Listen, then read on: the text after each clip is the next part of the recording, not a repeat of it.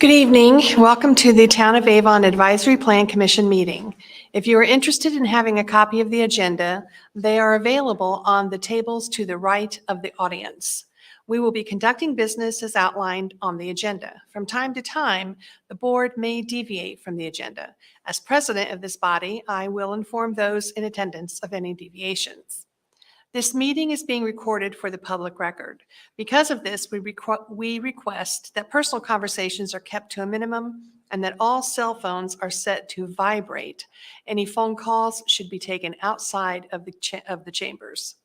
If you are interested in commenting during the public hearing portion of the Commission's deliberations, please sign up on the sheets located on the tables to the right of the agenda. My glasses are giving me hell here. When your name is called, please step forward to the podium and state your name and address for the record. Please address your comments to the board and not to the staff or to the petitioner. Your comments should relate directly to the case at hand. During the conduct of the public hearing portion of the Commission's deliberations, the petitioner will have 10 minutes to present their case to the Commission. Remonstrators will have 10 minutes to present objections to the petition. Persons in support of the petition, other than the petitioner, will have 10 minutes to present support for the petition. And finally, the petitioner will close the public hearing portion of the presentation with a 5-minute rebuttal period. Once the public hearing is closed, no additional testimony will be heard unless it is solicited by members of the Commission during the question and answer phase of the Commission's deliberations. Subdivision plat and development plat petitions are ministerial requests, meaning that if the proposal meets the requirements set forth in the town's development ordinances, the Plan Commission must approve the request. In the interest of transparency, state law requires that the Plan Commission hold a public hearing even if the development proposal must be approved.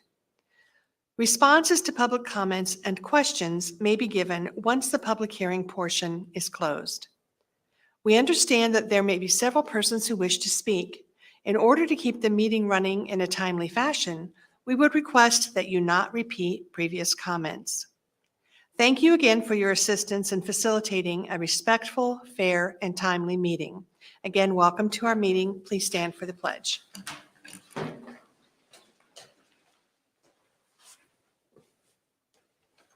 I pledge allegiance to the flag of the United States of America and to the republic for which it stands, one nation, under God, indivisible, with liberty and justice for all.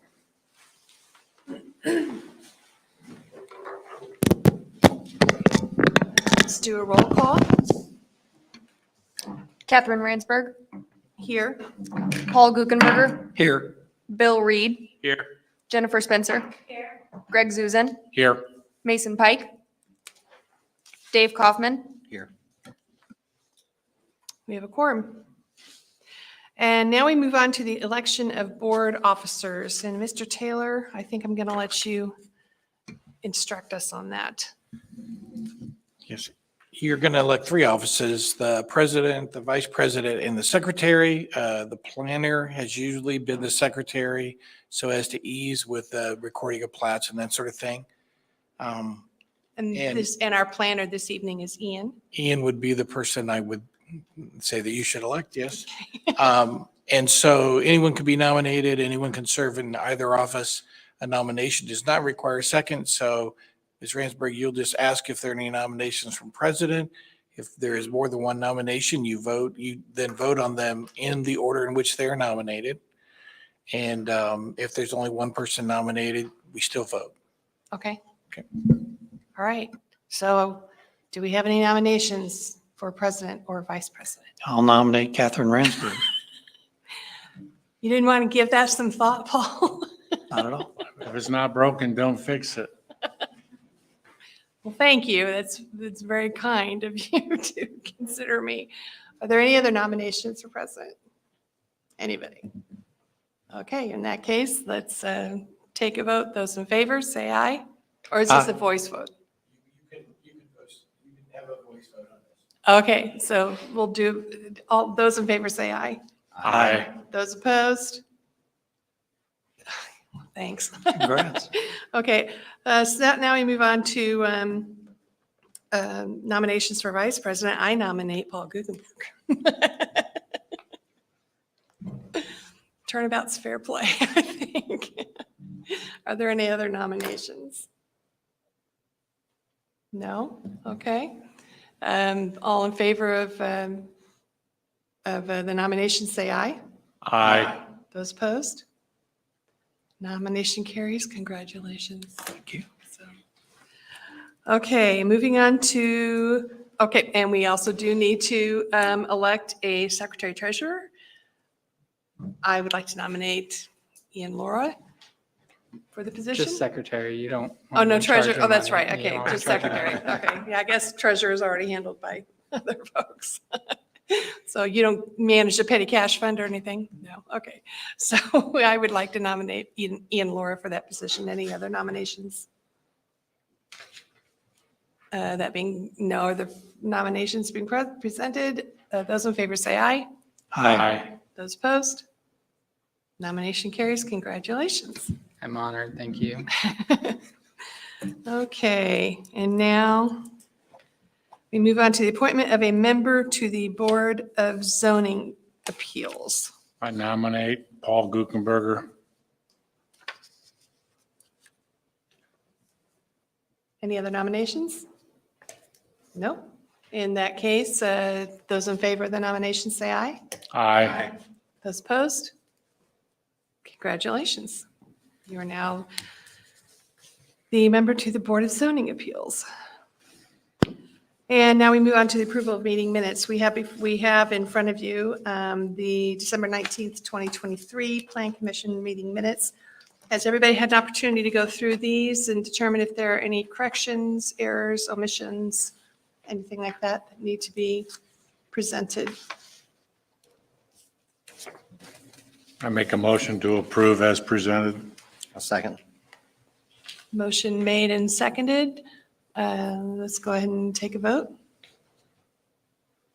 Or, if we can do that one by vote. Okay. Yeah, I can't always remember which one. Okay. Those in favor of approving the meeting minutes from December, say aye. Aye. Those opposed? There being no opposed, motion carries. We are now moving into the public comment period, and this is the opportunity at which anybody present may speak about items that are not on the agenda. If you have something to say about what is on the agenda tonight, then please wait for that, that time in the meeting to make your comments. But if you would like to speak to something that's not on the agenda tonight, now's the time to come forward and speak. Is there anybody who would like to speak to anything that is not on the agenda tonight? That being said, the public comment portion of the hearing is closed. Move on to request for continuances or agenda modifications. Sure, we have two continuance requests in the agenda that you received in your staff report packet. There was only one. It has since changed. TPR 2013 C-Store 1137 North Avon Avenue, a request for approval of a development plan to approve a 2,500 square foot gas station and convenience store at that address there. They have requested a continuance.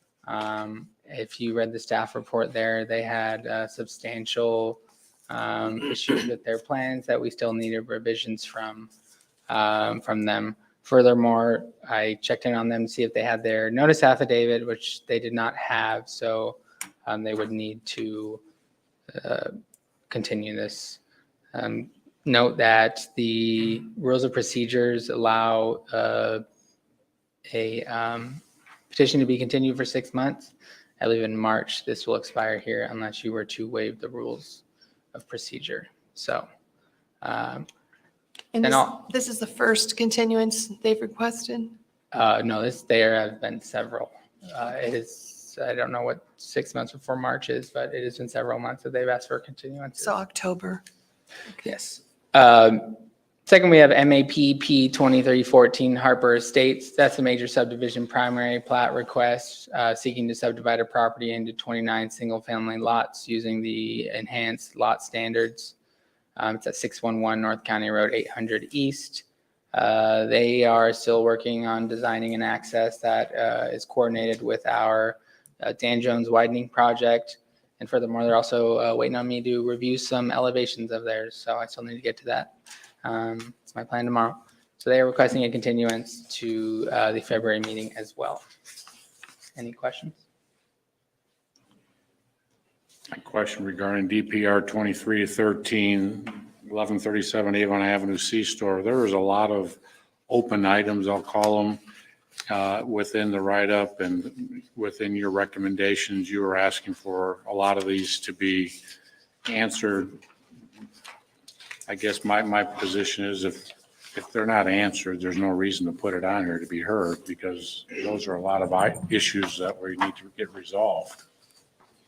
But it'll have to be heard in February. Right, okay. I think that time limit, so the message staff needs to send to them is, we'll expect you to be ready and have all these resolved, because this Okay. really can't continue next time. You'll need to be ready to go.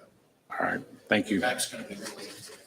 And I'm assuming those conversations have already been, they've already been had. Yes. They understand that they're coming up against a crunch time, and then they may, you snooze, you lose. Correct, yes. Okay.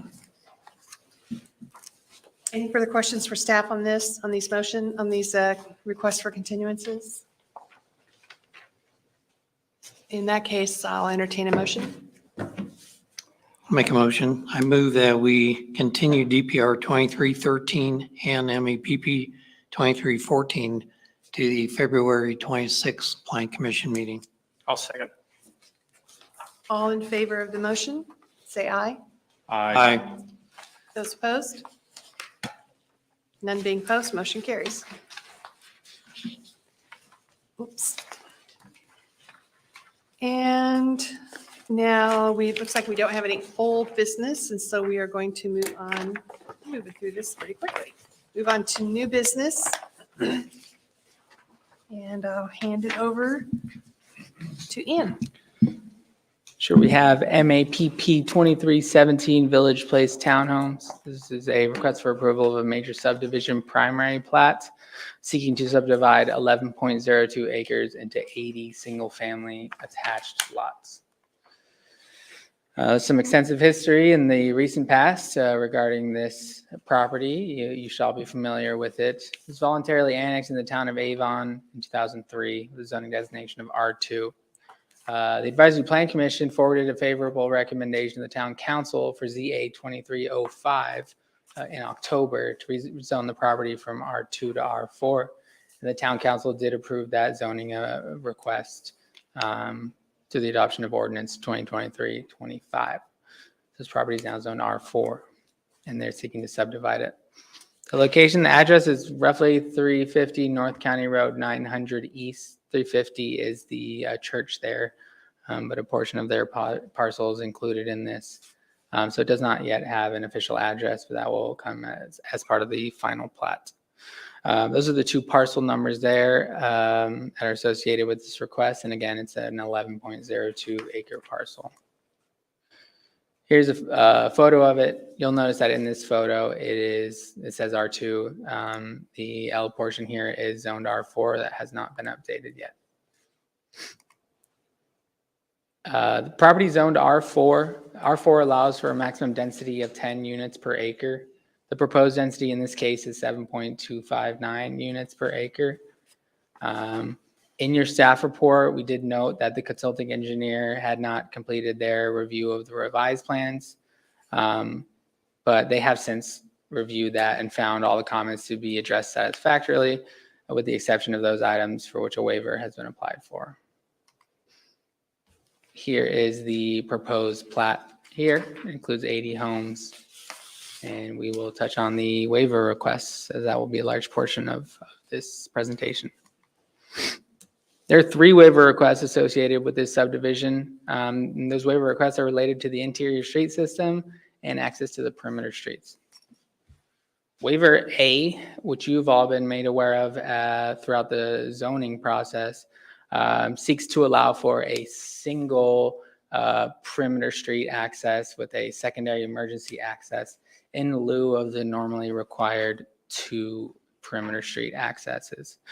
Section 7.21J of the UDO states that a subdivision with 50 to 200 lots or dwelling units must have at least 2 street accesses on appropriate perimeter streets. The 2 street accesses must be on different perimeter streets or at least 1,200 feet from one another if located on the same street. In this case, this parcel does not have access to 2 perimeter streets, and they do not have the frontage that would allow them the 2 separate access points on a single street, hence the request. As you're all aware, they have provided an easement agreement with the neighboring property to the south to allow for the proposed emergency access. Our legal counsel has reviewed that easement agreement, and the one note is that in paragraph 5, it contains an important repeal provision, which provides that if the project is not completed by Lennar within 10 years, then the agreement is void. So council has reiterated that if Lennar is not done with the project in 10 years and they have not renegotiated a new agreement, the subdivision will not be in compliance with the terms of its approval, and they wouldn't be eligible to pull permits. That's waiver A. Move on to waiver B. Waiver B is seeking a waiver of street requirements as it relates to dead ends. They are proposing a hammerhead turnaround in the southwestern portion of the property at the end of Street 3, at the southern end of Street 3. There is a hammerhead turnaround there. Now, section 7.21E of the UDO states that permanent dead ends are prohibited. Cul-de-sacs and stub streets are not considered dead ends. In this case, that turnaround is not considered either of those. So again, they're requesting that hammerhead turnaround. We have been provided communication from the fire department in which they reviewed the plans and found that there are no violations with the hammerhead turnaround. Here's a image of the proposed hammerhead turnaround there.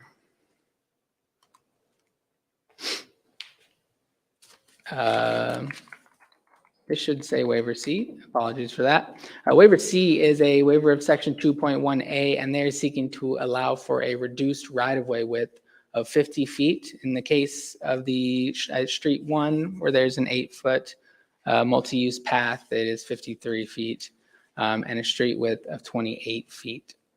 After we received the review letter from our consulting engineers, we did have, and this is very late in the process, we did have conversations with the town manager and public works in which the town has asked for the design to be modified from a 40-foot right-of-way and 30-foot street to a 50-foot right-of-way and 28-foot street cross-section consistent with 2A street cross-section as detailed within the engineering standards.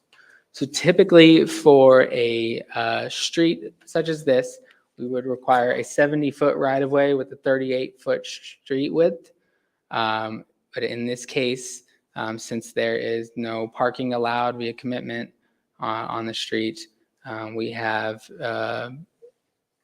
decided that 50 feet right-of-way would be sufficient with a 28-foot street cross-section. So the plan that was on your desk there was the updated design. Again, we approached the petitioner very late in the process to ask for this design update. So that single page that's on your desk does show the revised street width and right-of-way width there. So the reasoning why we asked for the 28-foot street where they're proposing a 30-foot street is that we would like to see a street cross-section that's consistent with something that is in our engineering standards of currently, rather than to create a arbitrary street. We wanted something consistent with what we have throughout the town and what is in our engineering standards. So that's justification there. We do find that the request is consistent with the standards of the Unified Development Ordinance, except that the proposed subdivision deviates from those standards detailed within the aforementioned waiver requests. Therefore, should the Plan Commission approve all three waivers, we do recommend approval of MAPP 2317 Village Place Townhomes, subject to the following conditions. One, that any revised plans must comply with all commitments and conditions noted as part of any approval granted. Two, the project shall receive any necessary review and approval by Crossroad Engineering on behalf of the town, HSCO, and the Hendricks County Drainage Board. And the final plat shall comply with all relevant portions of the UDO and town code. And then lastly, we added a condition that the petitioner shall obtain the necessary right-of-way from the property to the north to allow for the required road improvements on North County Road 900 East prior to that final plat approval. So to allow for that decel, north to south decel lane there. With that, I am available for questions. I have a question. Does the narrow road have any impact on like a school bus or anything like that? Being able to, No, those roads are acceptable throughout the town, so it shouldn't have any effect. I kind of figured with if a fire truck can get through, that probably a school bus could. Yes, There've been other exactly. proposals we've had where that's been in question, so it's 10-foot narrower. And I believe I heard you say that there's going to be no parking allowed on the streets. Correct. The commitments as part of the rezone have been recorded with the county recorder's office. And one of those is that there's no street parking allowed by covenant. The Because emergency, well, I mean,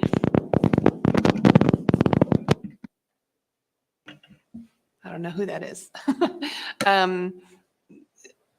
I mean, just because no parking is allowed doesn't mean that people won't park on the streets. So have you had any conversations with them about signage emphasizing no parking at any time, will be towed, whatever? I haven't had specific conversations regarding that. Those details can be ironed out and it's part of the platting process.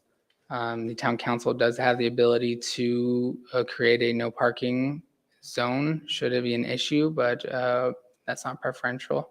So that's why we're seeking it as enforceable by the HOA. Okay. to the emergency access point. So when you say that in 10 years, if the construction is not completed, so what would be considered complete? That all units are built and ready to be occupied, that half the units are built, ready to be occupied? Well, we generally tie that sort of determination to the certificates of occupancy and clearance of the project. So the staff, the building staff, they do this all the time. When are they complete? And so they clear permits. But yeah, we would, all homes built and occupied and all of the infrastructure completed and in what we call the maintenance phase of the bond. But this 10-year requirement is, it's something that Costco and the developer come up with. My comments were simply, we should note that for our records because it would affect permitting. But it's just something that was important to them. So as we know right now, there's only one phase to this development. They're Correct. planning to do all construction and everything. So they'd receive the certificate of occupancy for the entire development. Is that how that would work? No, they take it down. They receive various permits. So the infrastructure permits are all separate. And then for the certificates of occupancy, it's lot by lot. It's for each house, every unit. And so they can apply for them in tranches or groups. But with this kind of proposed housing, my guess would be probably come in 4 or 8 at a time. And then that's how they would apply for that. Because then once they request those permits, that starts clocks running and they have to get things done within a certain amount of time. But it's more on the permitting side, not so much on the planning and zoning side. But that kind is, we learned during the last housing crisis in 2008, if projects do languish and nothing is being done, I think I assume Costco requested this, but it's a very intelligent way to kind of say this, we need this to be what we intend. And if you never build it, then you're not going to have an emergency access. I mean, that's the idea, but it's something between them. Okay, so I guess I'm looking for what determines that they've met that construction? So that 10-year, get down the road, that 2/3 of the development's done, third's not, or not occupied. How do we determine that trigger point? Are they resident, are all the units built and ready for occupation? That's the easiest way of saying it, but to have a certificate of occupancy issued, there's like a whole chapter of things they have to do on that, but that's what we'll be looking for. And I would say the beginning, the starting point is when the permit's issued. That starts the 10-year clock running. it's 10 years from their agreement is 10 years from the date it's executed.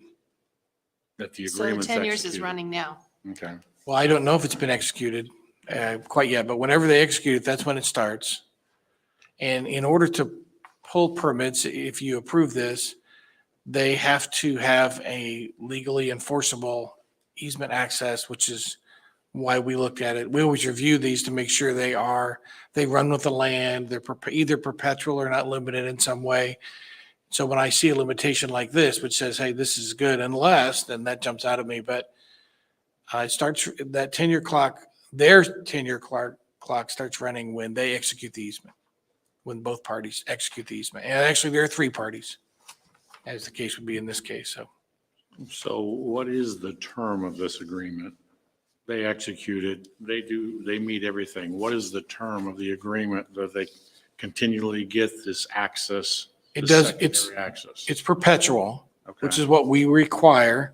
So it's not only has no termination, but it actually, the rights and obligations under the agreement run with the land. So that if you have a change of ownership, it's not interfered with.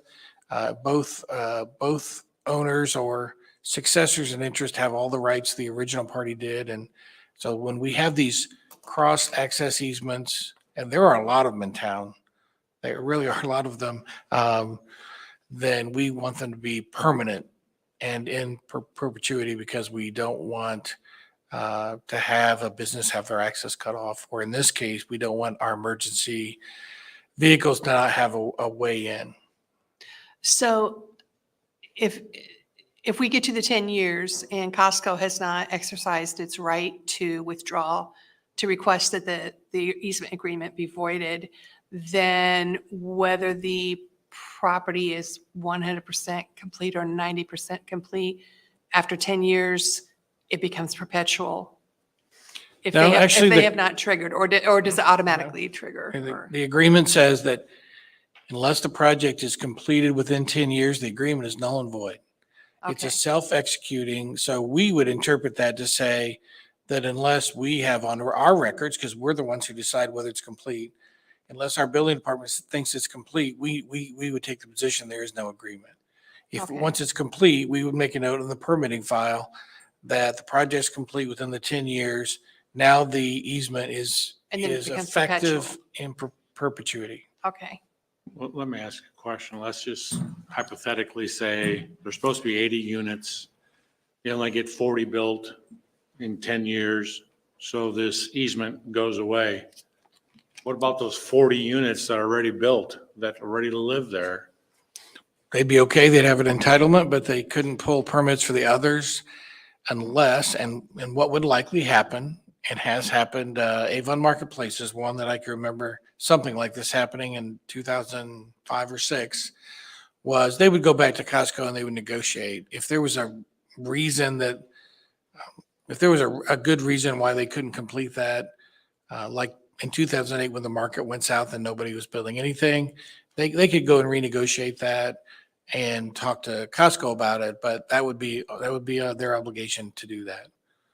And again, you all remember that we have had times where there have been there were some abandoned projects and things, but hopefully we won't have another one of those. But that's what I think it's designed to avoid, is uncertainty of an abandoned project, and have Costco say, well, why do we have to hold that emergency access open? But So since we're going down the what if rabbit hole, I wish we wouldn't, but go ahead. so 10 years project isn't completed, it automatically expires, but that does not I'm just thinking in terms of safety, that physically that access is still there. It's not correct. I assume it would be.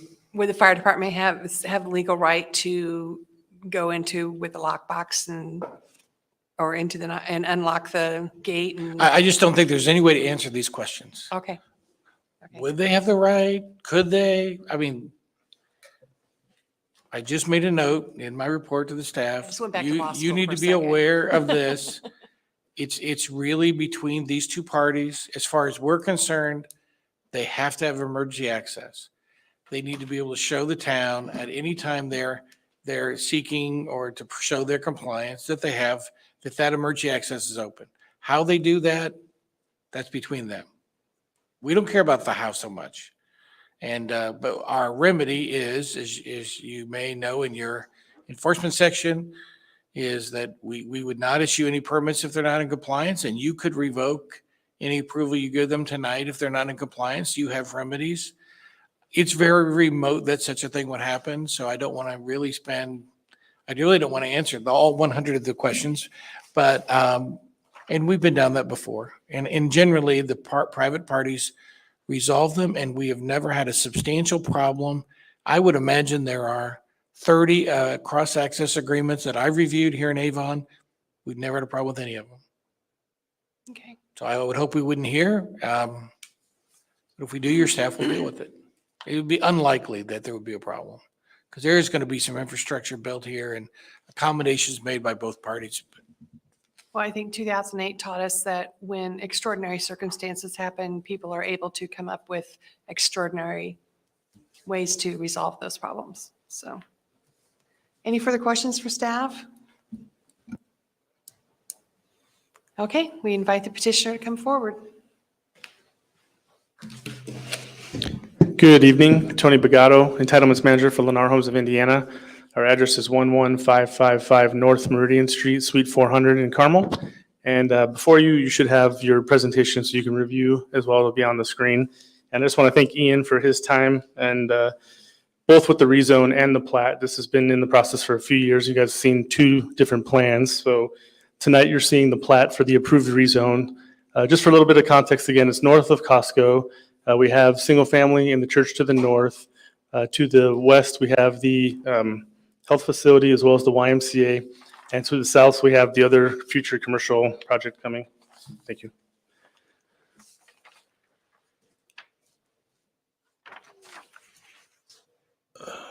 Okay, there we go. The site plan is what was shown, substantially similar to the color concept plan. We did have to shift the entrance a little bit north to make room for potential decel lane for Costco, as well as accommodate our right-of-way. Made the layout better, putting it more in the middle. I will point out for the primary entrance, we did also design it as a boulevard entrance, so it's wider than a typical to help with emergency access from the main road if there was ever a situation they couldn't get through the secondary one. And so there's emergency there shown to the south with the agreement. And then the waiver is circled there at the dead end, as was pointed out by staff. Again, there's 80 townhomes.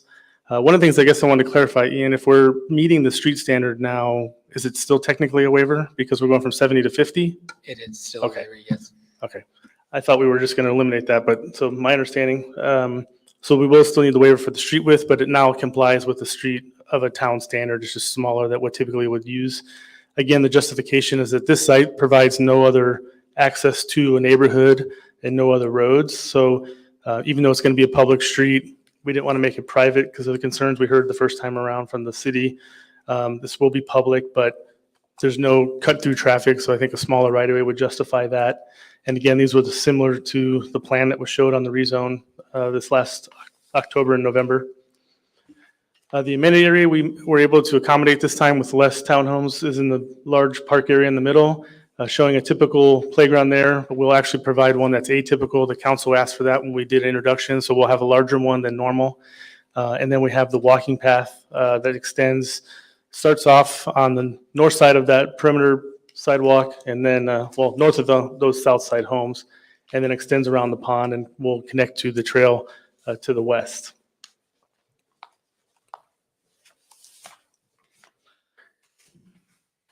Here's the townhomes that we showed previously, so they can make it from 4 to 6 unit buildings. These townhomes are 2-story, 17 to 1,800 square feet. They're all 3-bedroom, 2-bath. They all have 2-car garages with 2-car driveways as well, so you can actually fit 4 cars in the unit or the townhome itself.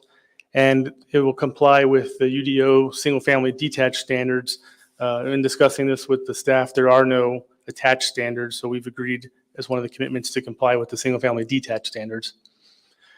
One thing is Lennar, what we do, we have a everything included model, and this makes our base home higher quality as well as a higher price than a typical builder.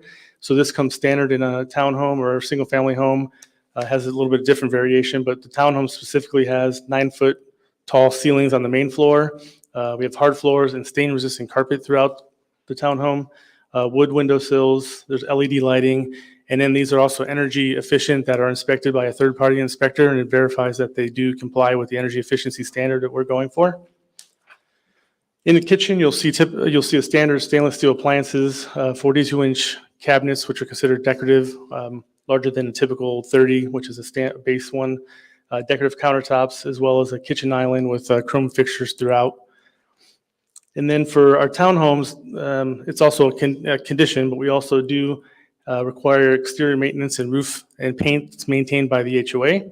We have decorative windows, insulated garage doors. There will be an irrigation system, snow removal for the yard areas, the driveways and sidewalk, and then lawn care will be provided as well. So this is a zero maintenance community.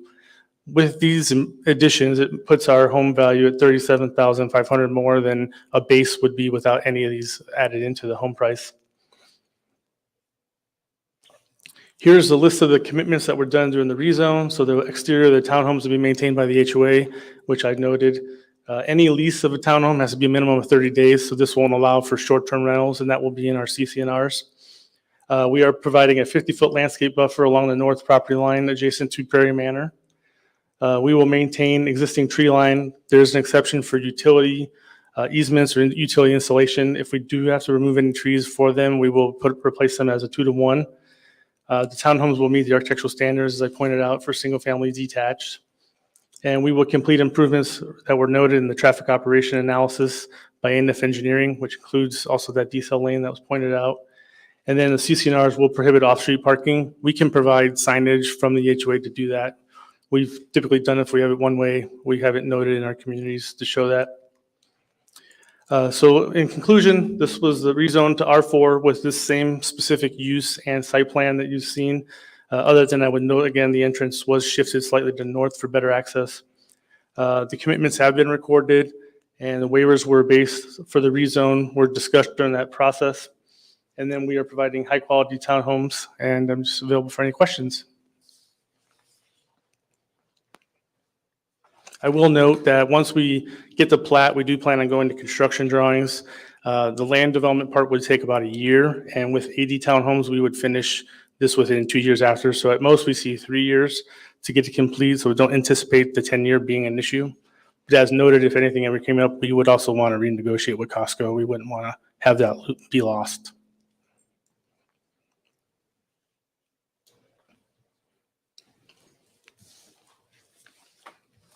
So I do have one question.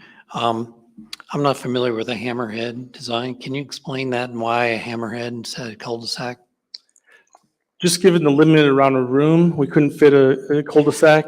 I don't know if there's a way to zoom in on that, but that circle, it just provides basically kind of like a T, so it allows them to do a 3-point turn. That's another used in other ways than a cul-de-sac for fire access.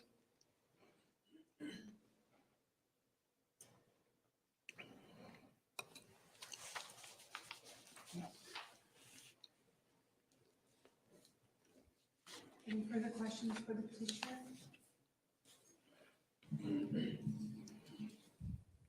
Thank you. Thank you. Is there anybody who would like to speak to this agenda item? If so, please come forward.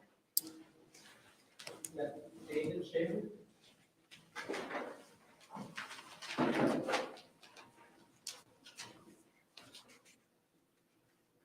Yeah, my name is David Schaefer. I live at 221 North County Road 900E.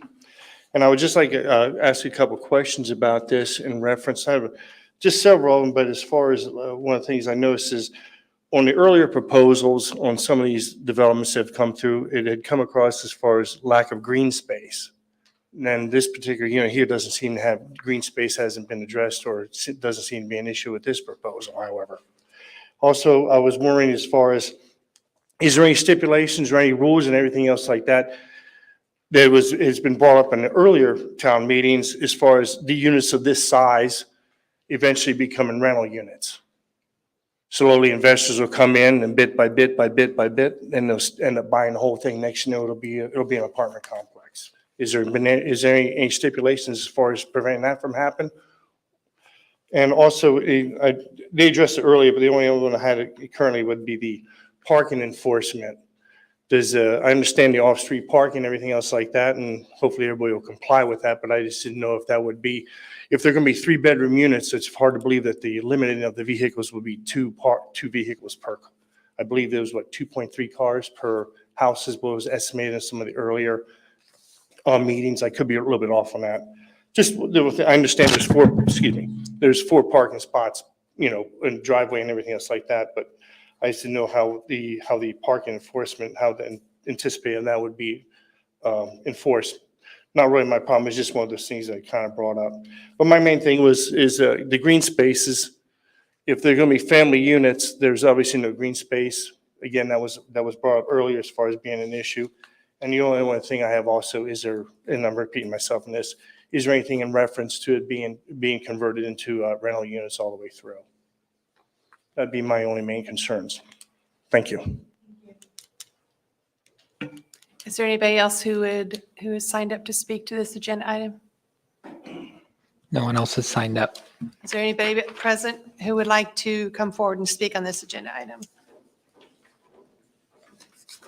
Okay, let's move on to discussion. I believe the petitioner would have an opportunity to rebut. Thank you for that reminder.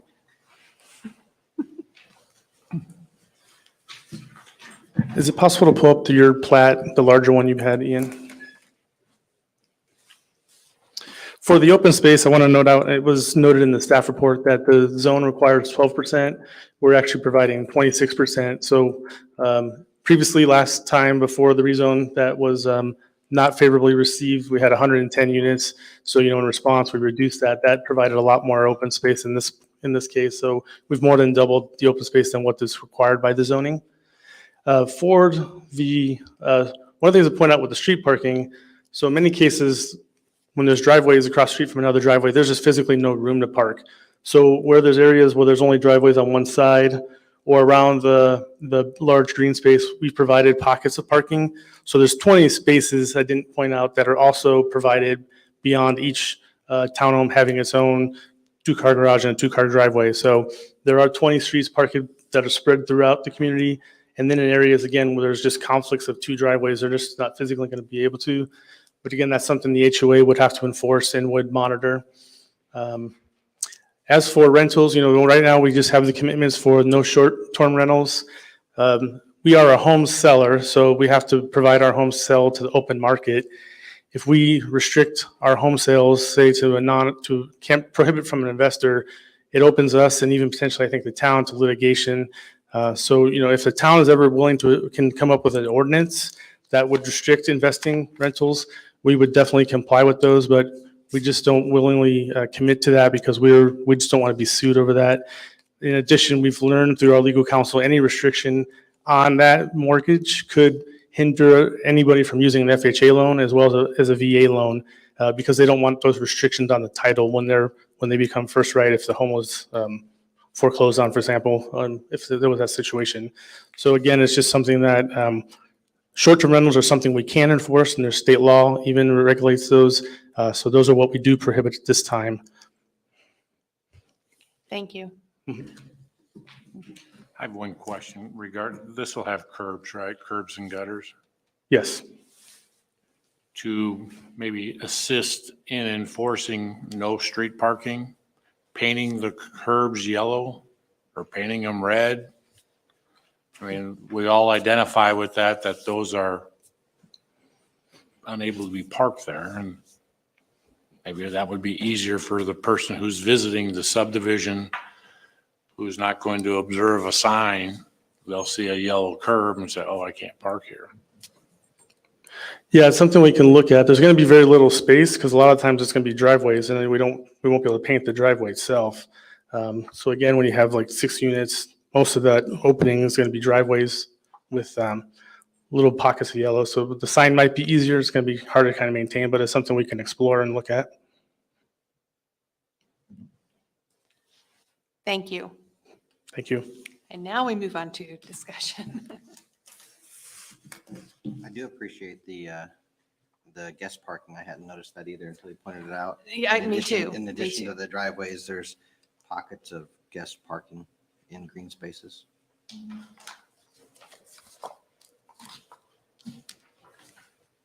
And I appreciate the petitioner listening to feedback from the town and from this council, from this commission with regards to adjusting their plans. We've got 3 waivers, and perhaps it might behoove us to just review those waivers one at a time. The first one has to do with the having the emergency fire access. We don't have enough frontage, and we went over this. I mean, we reviewed this particular agenda item at length more than once, but they don't have the frontage to allow for 2 entrances per the UDO, but they are required to have 2 entrances per the UDO because of the number. I mean, I personally think that having that emergency fire access with Costco and then them having been proactive in getting the easement agreement with Costco I think that's an elegant solution to keep them in compliance with the UDO. Question, where is that gate going to go on that emergency access? Is it going to go on your road or is it going to go on the lot line of your property in Costco?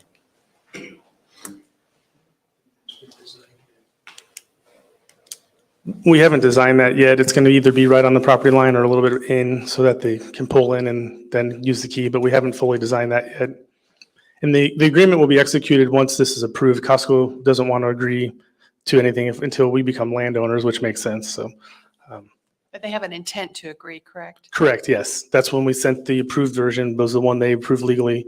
And then we'll add those exhibits that are needed as well. Just food for thought. It makes more sense to keep it up by your road. That way it keeps people from driving down that way and go, Right. oh, I can't get through. And there's not a way to turn around. I guess you called it a 3-point turn. Right, the hammerhead, yeah. We used to, what was it when we grew up, a Y turn or something? You had to back up and Yeah. go out. I think that I remember that from driver's ed. That was the only class I got an A in.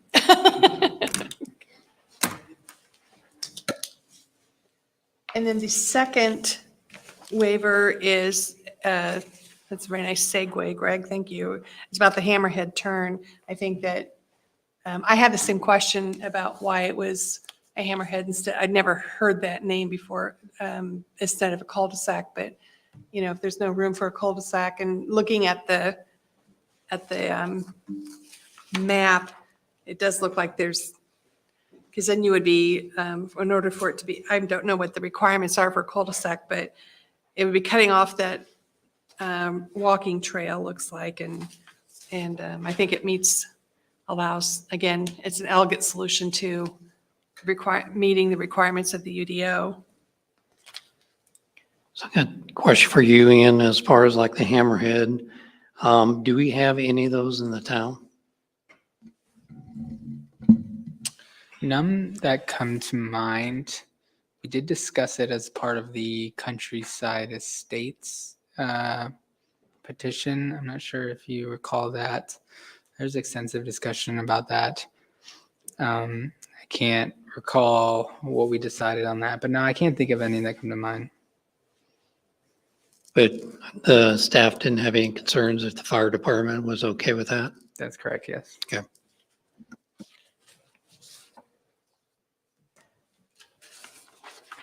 And then the third waiver has to do with the reduced row width of 40 feet. And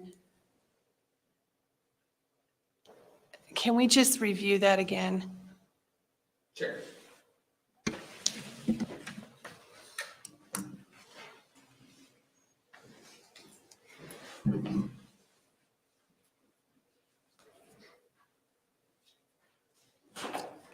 A typical road classification for a subdivision such as this would be found in our engineering standards here.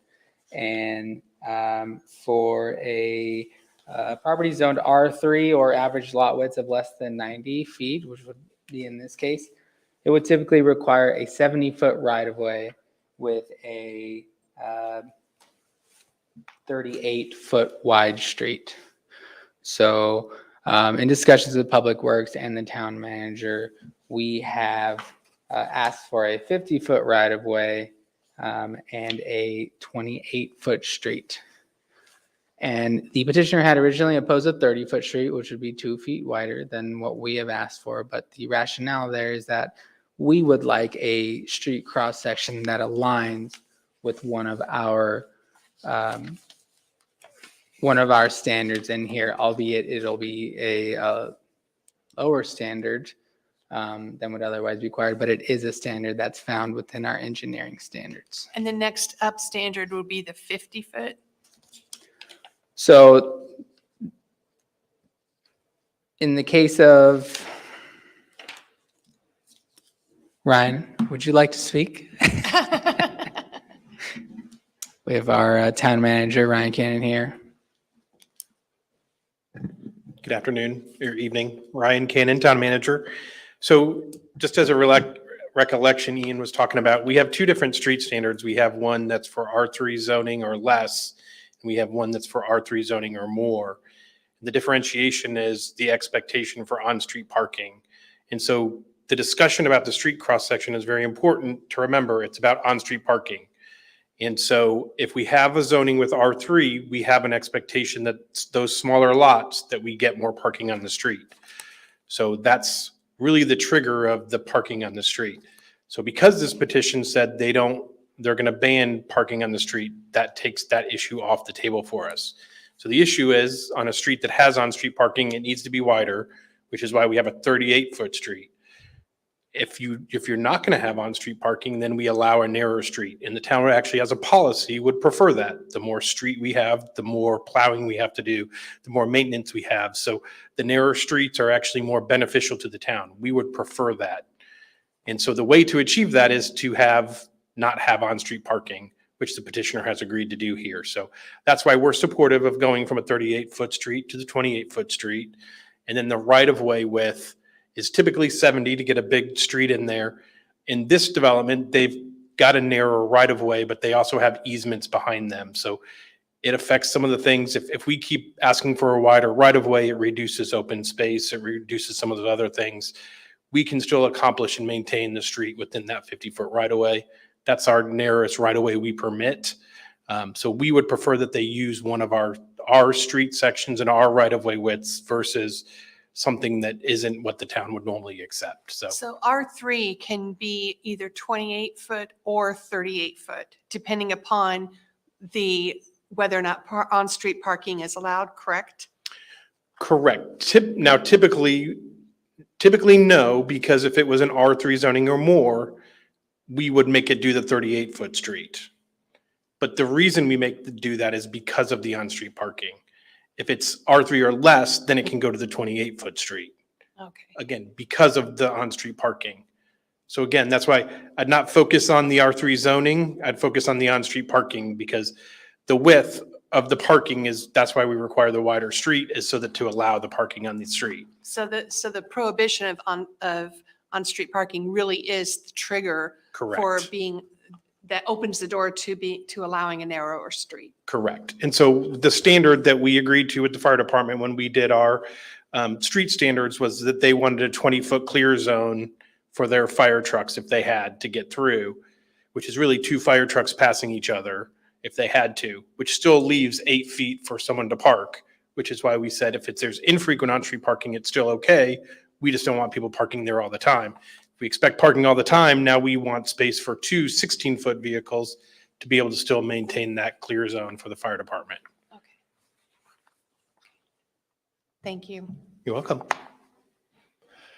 While you're there, I don't know who can, show me the right of way, this 50-foot right of way. My biggest concern is you're talking about 900 for the 50-foot right of way. No, not 900. For 900, they're still dedicating the standard right of way for a collector. So this is just for the neighborhood street only. All right, so show me then, I guess, in the neighborhood. Well, he's asking, I think, the street in the neighborhood, Ian. All of the street here. The street would have a 30-foot because we have that 8-foot path there as opposed to a typical 5-foot sidewalk. It would be 53 along here, 50-foot right of way all throughout here.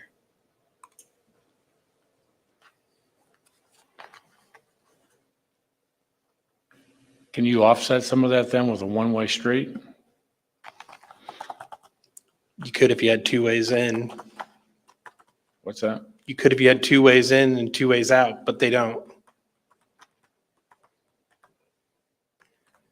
And that's what the 50-foot right-of-way is sufficient for us to maintain the road. What we would normally do, a wider right-of-way, we would put our parkway trees and we would put utilities. But in this situation, because they're townhomes, they've got an easement actually behind our right-of-way. So the utilities will actually go in the easement, not in our right-of-way, which we're still able to accomplish our street cross-section without the utilities just being in our right-of-way. That's all we're sacrificing is the utilities aren't going to be in our right-of-way. They're going to be in the easement instead of the right-of-way. Does the 50-foot give you, I'm assuming it gives us the ability to have the 5-foot sidewalks and then the 8-foot path on the south side of the development? Correct, yes. And it has nothing to do with 900. Correct. All right. They'll still dedicate the 60-foot half right-of-way required for a collector on 900. Thank you. Any more questions? No? Okay, thank you. So do we have any further questions with regards to the waivers? Because just as a reminder, Mr. Taylor, we need to address the waivers first, correct? Okay. So do we have any more discussion about the waivers? Are we clear on that? In that case, I will take a motion for waiver A, which has to do with the emergency fire lane going into Costco. If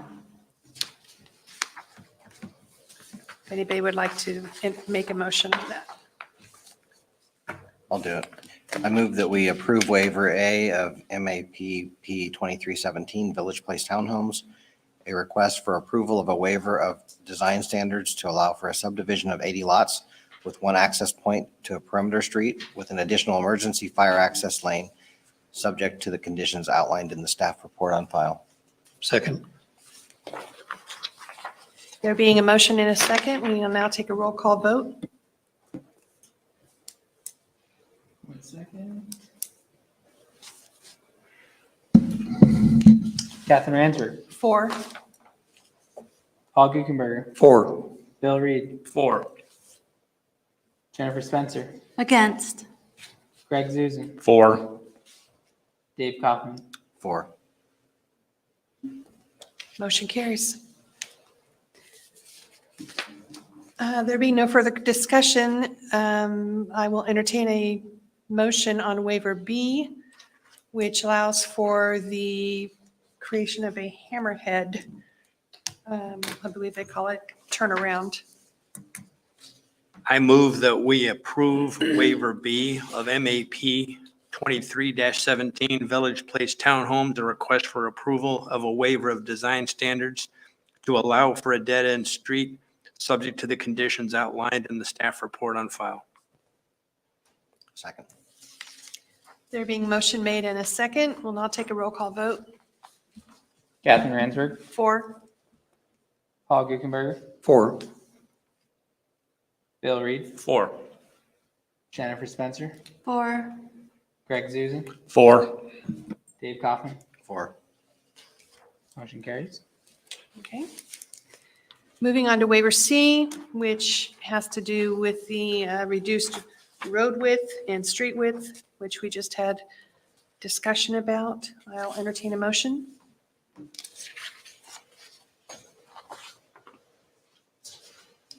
I move that we approve waiver C of MAPP 2317 Village Place Townhomes, a request for approval of a waiver of design standards to allow for a reduced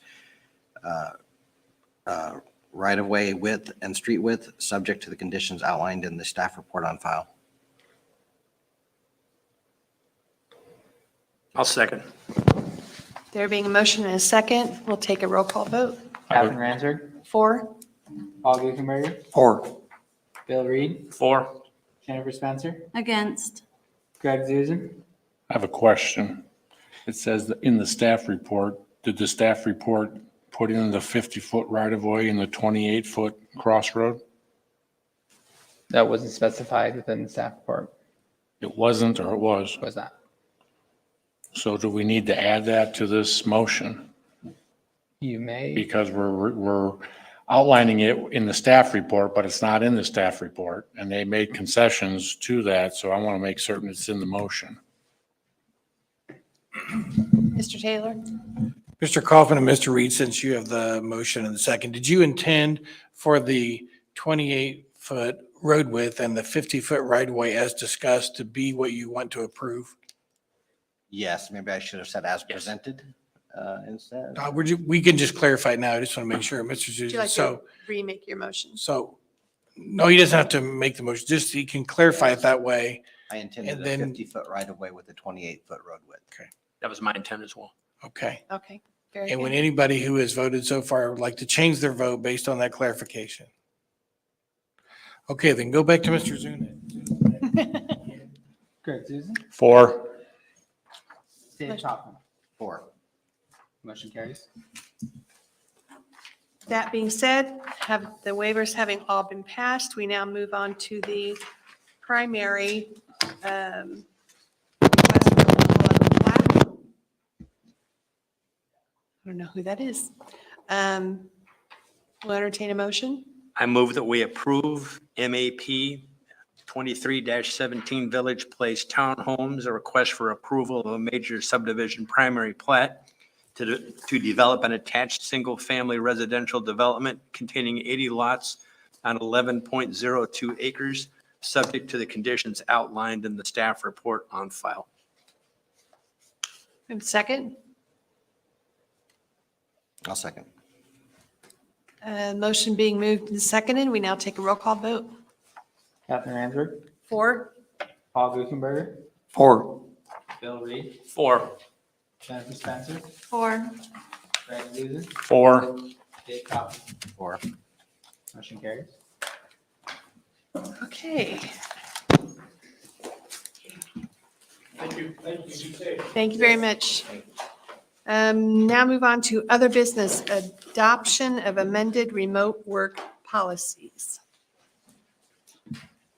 Yes, you all raised very good points during your first look at this resolution. So we've made some changes to try to clarify the points that you made. And so in this resolution, which comes back to you, we have tried to provide that clarity in B. And so as you remember, this resolution would approve an amended policy that allows electronic meetings, participation in meetings by you. The law changed after the pandemic, and so this is an attempt to bring you into compliance with those new additional rules. So the key is under this policy is that a quorum or 4 of you have to be physically present in order for a member who is not here to participate. That's the beginning of the rule. There has to be four of you present here at least in order for us to allow that participation. If we don't have 4 people present here, we cannot have a meeting. And so we reworded this to make that more clear. So you'll see in B, it says that a member may participate electronically and will be considered present for purposes of establishing a meeting quorum and for the purpose of establishing a quorum for final action, as long as the member can be seen and heard. And this is the new law. This is the new law. That being seen and heard part is new. It used to be that we could put Mr. Zuzan on the telephone on a speaker and he could listen all he wanted, but he couldn't say anything really, and he couldn't vote. So during the pandemic, they said, oh no, he can vote now. And then after the pandemic, the legislature thought it was important that the public be able to see and hear that person who was participating remotely. So I think it more clearly now articulates what can happen if you're the one participating remotely. If there's a quorum here, you can do whatever you could do if you were here. You can vote, you can speak, you can deliberate, you can debate, you can do all those things. You can make motions, you can do that. So that B has been revised to, we think, better state what we intended to state. And then if you look on 2A, you'll see, again, some more clarifying language. And so whenever we say in our rules a majority of members, that gets confusing. Does that mean a majority of people present? Does it mean a majority of the persons appointed? And so we've gone through and clarified that. So again, now it says that at least a majority of the appointed commission members must be physically present. It really would make no sense to not say that, a majority of the people present. But we added that language appointed, so that's why we know it'll always be 4 people needed to be physically present here. And then it says, in addition, not more than 50% of the members constituting a quorum may participate electronically. And we know that because if there have to be 4 people here for us to even have a meeting, we should know that we can't have 4 people participating electronically. That should make sense. We've said it much better now, we think. And then in C, this is the first in time, who gets to win the race to participate remotely. And this is a rule that the state legislature put in and said, what do you do if you're the secretary, you're Ian, and he gets a call saying, I'm in Europe, I'm going to be participating remotely. And he says, okay, that's great, Catherine, good for you. I'll be ready for that. And then Paul calls him and says, look, he's in Florida. Now Ian starts to get nervous because now he only has one more spot open. And so what the state legislature did is said, well, you have to have a rule that basically says the first 3 people who call Ian and tell him that, then that's it. After that, Ian has to say, I can't let anyone else do it. Now, that doesn't mean that we're going to arm wrestle over it. It just means we can't have a meeting is what it means. Now, if a 4th person calls, Ian might call Paul and say, Paul, are you really in Florida or could you be here? And we had this happen the other day in one of my meetings. Was a lady called in, she just preferred to do it remotely because of some other commitment. She was going to be 7 miles from the meeting. And so the secretary told her that it was okay for her not to come. The problem was then Mr. Zuzan didn't show up at the meeting, which meant they couldn't have a meeting. And so if more than 3 people want to do it, then Ian could call any one of you and say, hey, if you just wanted to stay home, but you could be here, we need you to be here now. But the rule would be the first 3 who request it that's where Ian has to stop it at some point. And again, I think we did try to, just with a couple changes, make that more clear. But we think this would put you in full compliance with that new rule, allow you to participate remotely. I have had members do this from Europe. 2 people, one in Asia, one in Europe. It worked absolutely fine. It was just like they were there, they could speak and they could vote.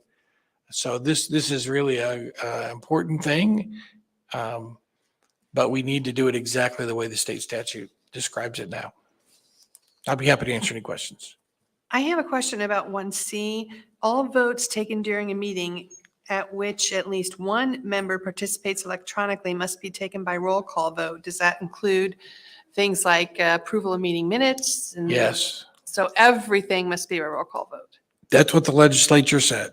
That's Okay. not your rule, but that's the state law. Okay. And again, I think the idea there is that people here in the room and people online have no way of knowing how that person voted sometimes. And so in order just for record keeping clarity, if anyone is remotely, every vote has to be roll call. And we've had to do that a couple times elsewhere.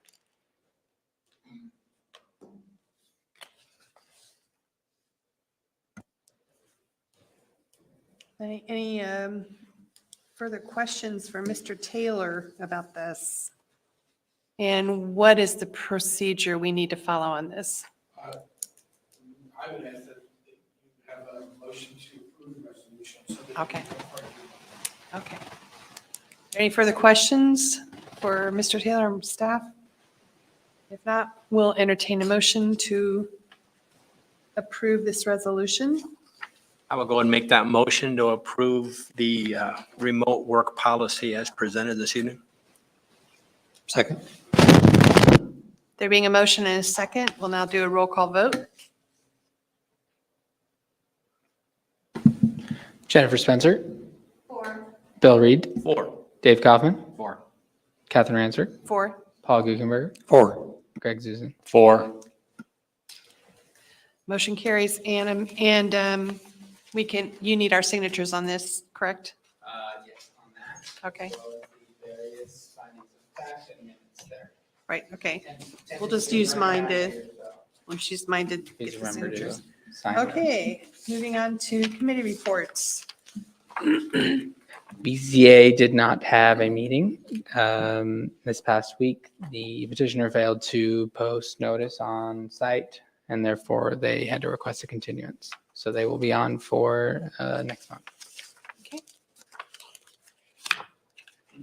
Redevelopment, a couple of weeks back, in addition to approving several invoices, we also received updates regarding 100 South and widening and the resolution for authorizing acquisition of right-of-way of County Road 900 East and Charles Nelson Drive / Angelina Way. In addition to the financial consulting agreement for RDC reporting and the Easton Gray agreement. okay. Anything from the town? The town approved the different positions that were open for the Plan Commission, the RDC, the BZA that would affect us, so, and Parks and Rec, et cetera, so. Okay, very good. I have one more thing. The Metropolitan Planning Organization, Indianapolis, did complete their Central Indiana housing study. And I know that we are planning a joint meeting with the Planning Commission and the Town Council. So I'm wondering if they have offered, they're doing a roadshow, they call it, where they're going and speaking about the findings of their housing study. So I want to offer to you to have them come out and speak to you regarding the findings of that study. If you're all in agreement, I will contact them and set something up. Does anybody oppose interacting with our neighboring metropolitan? I think it's good. I mean, it's better to have us working together as Indianapolis and the surrounding areas grow, and as we are continuing to do. So, One other point as well, we are trying to put together a date for the council strategic planning session. And within that strategic planning session, we want to carve out some time available for the Plan Commission to also attend that. And it's all tentative, but it looks like it could be either the 10th or the 17th of February, a Saturday from 8:30 to noon. So if you want to put that on your calendar tentatively, and then we've got an email going out to the council members for goals and things that they'd like to see on there. Dawn and I have already met with Ryan, given him some ideas. So, but I think the key is, and we've asked before in the past, is that we want to get the Plan Commission involved so everybody can kind of ask questions of each other and kind of know what direction we're going in as we look at some of these cases that come before us. You kind of have an understanding. So more to come on that. Okay. Anything else for the good of the order? Don't leave without signing, please. Okay, we'll use this one for the amended resolution to get our signatures on, but other than that, meeting adjourned.